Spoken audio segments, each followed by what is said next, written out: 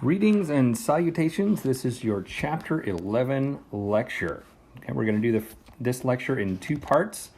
So I'm going to go through all of the molarity stuff and all that good business. And then the second lecture will be all about colligative properties. So as we begin, we want to start with some important terminology.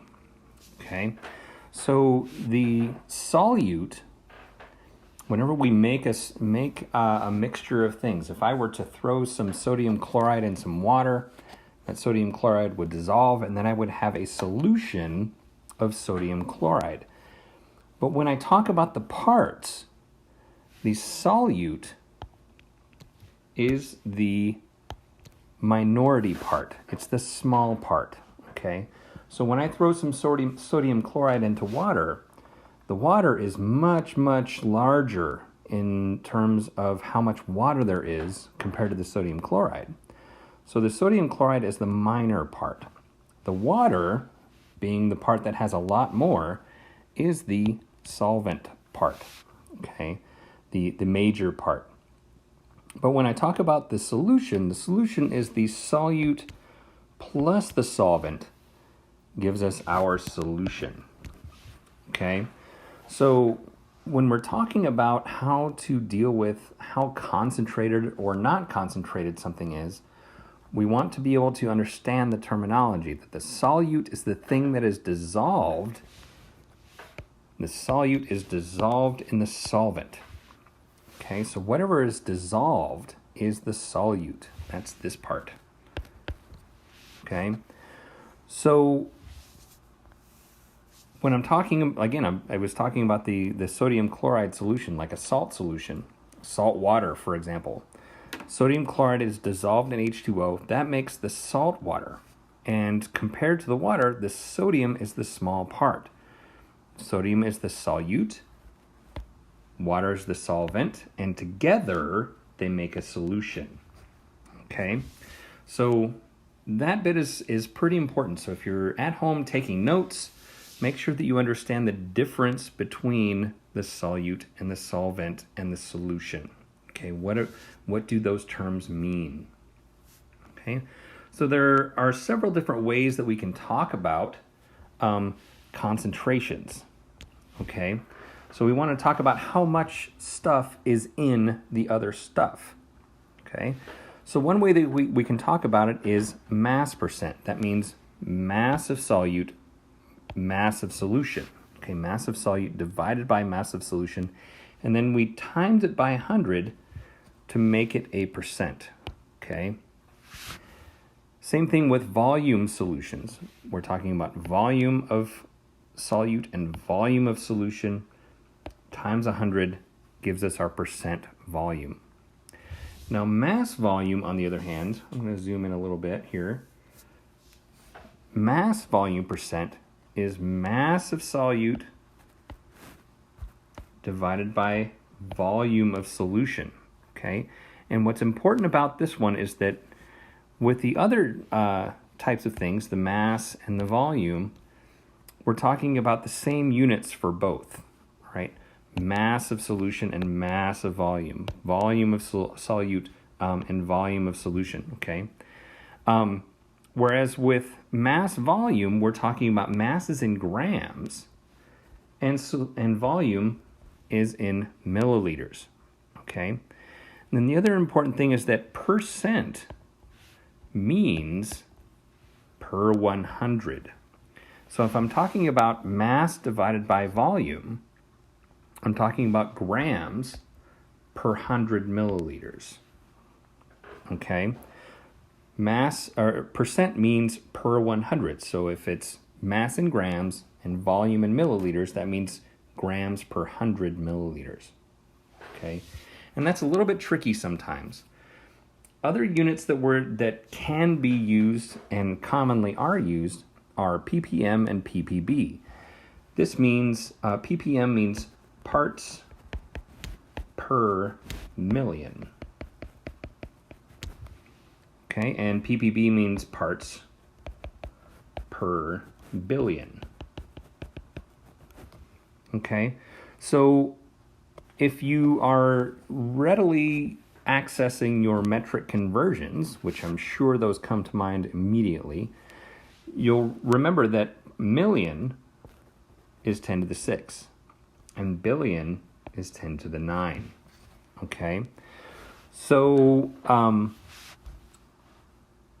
ppm and ppb are common units for things like when you want to talk about EPA regulations or like things of the like. So when the EPA talks about how much fluorine should be in the water to help us with our teeth, they will often refer to the concentration of fluorine in the water in terms of parts per million. Okay, or various pollutants in our systems as parts per billion, hopefully parts per billion, because that means that there are far less pollutants than parts per million. Okay, so these are useful, the ppm and ppb are useful units of concentration, but we are not really going to deal with those very much in this class, but you should understand what they mean so that when you're out in the real world and you hear something, concentrations of parts per million, you'll understand what that means. So moving along. So our first question is this one. So again, I want to remind you to take a little pause and literally pause me and see if you can work out this problem.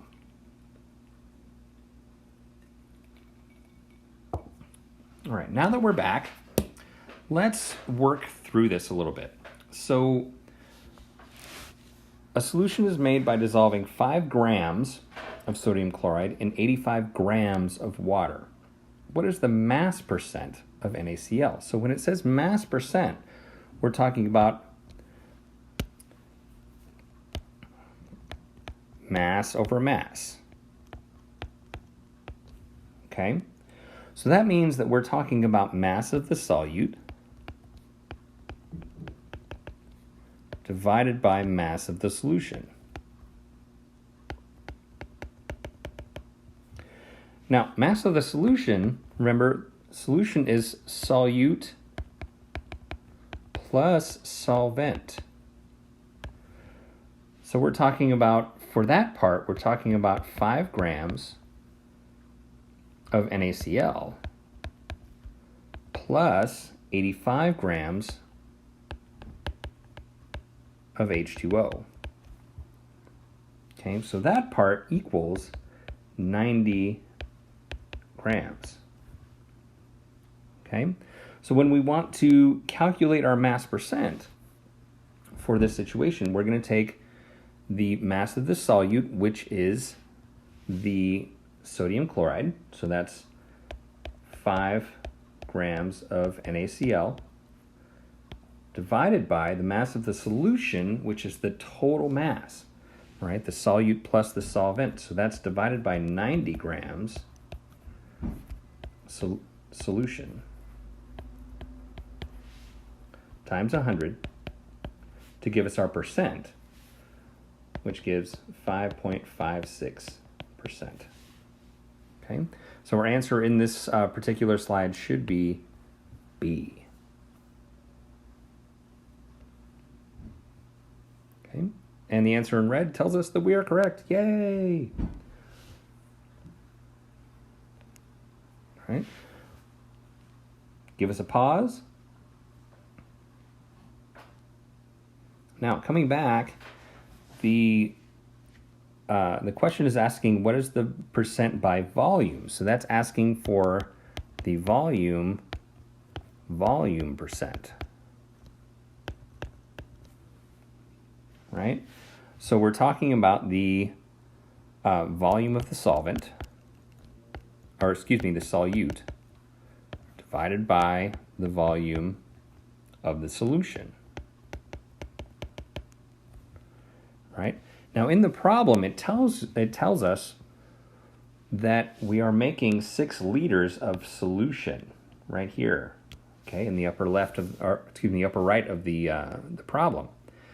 We're talking about 6 liters of solution, so that means that our solvent is the bleach, okay.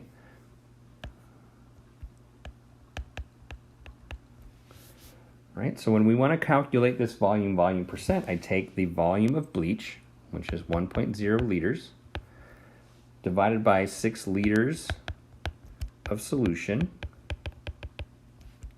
times 100 to give us a percent, means 17%. Right?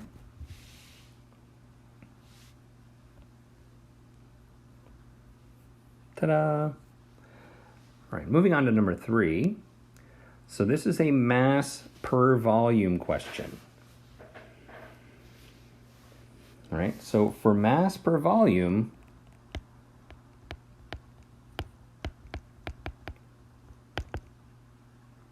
excuse me, not times 100%, right? Remember, this means that mass is in grams divided by volume of solution.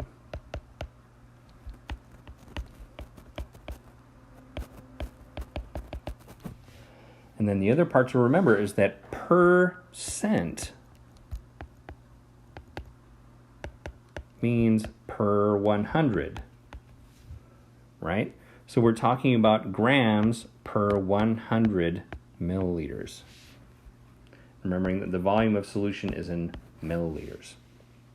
Okay, so if I have 34% mass per volume, that means that I'm talking about 34 grams per 100 milliliters.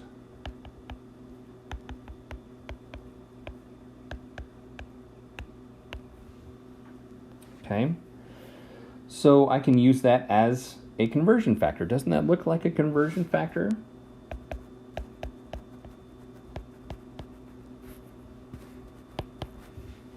Right, so very convenient. So I'm going to take my 10 grams of sodium chloride, and I'm going to arrange my conversion factor to get rid of grams of sodium chloride. So I'm going to put that one on the bottom. I'm going to put my 100 milliliters on top, right? So I'm going to say 10 times 100 divided by 34. Okay, and what we should end up with is 29 milliliters. Okay, which is not very much. Those of you that have been in lab, you can picture a graduated cylinder, and 29 milliliters is not very much water. It's pretty small. And that contains 34 grams of salt. All right? So the Dead Sea is very, very salty.